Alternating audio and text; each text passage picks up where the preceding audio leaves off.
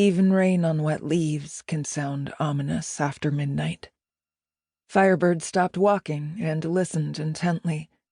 The dark hours were slipping away, but she'd awakened with both calves bound up in excruciating muscle cramps. Pausing on her third lap around a long, windowless training room, she felt positive she'd heard something. Someone out in the passway. She would have known if it were Brennen. Barefoot, she crept across the cushioned mat. Once a storage area, this room bristled with weapons, simulators, and exercise equipment. A home security masterboard glimmered behind the flight simulator. She bent toward it. One of her unborn sons kicked her ribs in protest. Firebird straightened and pushed red-brown hair back from her face. She'd hoped to command a star cruiser someday. She'd never hoped to resemble one. Now, 6.5 months pregnant with twins, she suspected she did.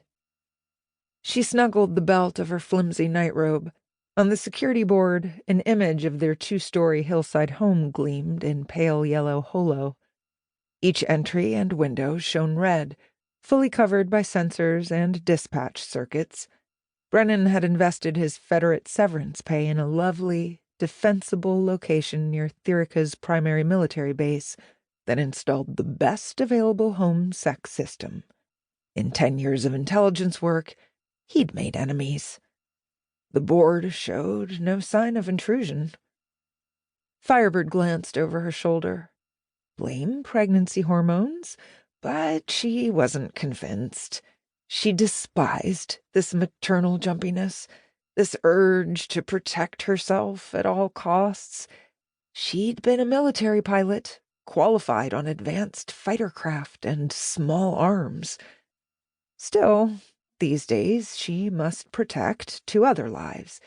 She needed to be jumpy. Brennen had merely rolled over when she'd slipped painfully out of bed. She wondered if she ought to go back and wake him now. She'd done that 2 nights ago, when she thought she heard noises. They'd found nothing wrong. Deciding she didn't want her pride stung again, she opened a weapons cupboard. She bypassed several training knives, a broadsword, and 2 deadly service blazers. A bulky shock pistol, her weapon of choice, a gift from her husband, lay behind the blazers. Hefting it expertly, she thumbed a stud on one side of the grip and quickly checked its charge. Husband. Unbelievably, she had a husband. Last year, she'd forsaken her homeworld, with its holy laws and traditions that demanded her death, and married Field General Brennen Caldwell, an expert telepath and her enemy when they met. He won her trust and introduced her to faith, and Firebird had never dreamed of love like Brennen gave her, day after night after day. 8 months ago, they had pair-bonded in his people's way, linking their lives and their feelings in a marriage only death could end. She reached for the door control, then hesitated again.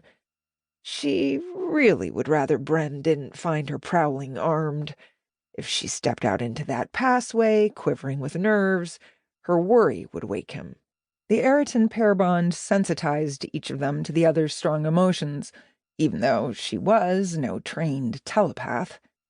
"Quiet my heart and mind, mighty singer, and help me," she prayed. Her determination, her jumpiness, and even her fond concern for her twins ebbed away. She touched the door control. The steel panel silently slid aside. She braced against it until her eyes adjusted.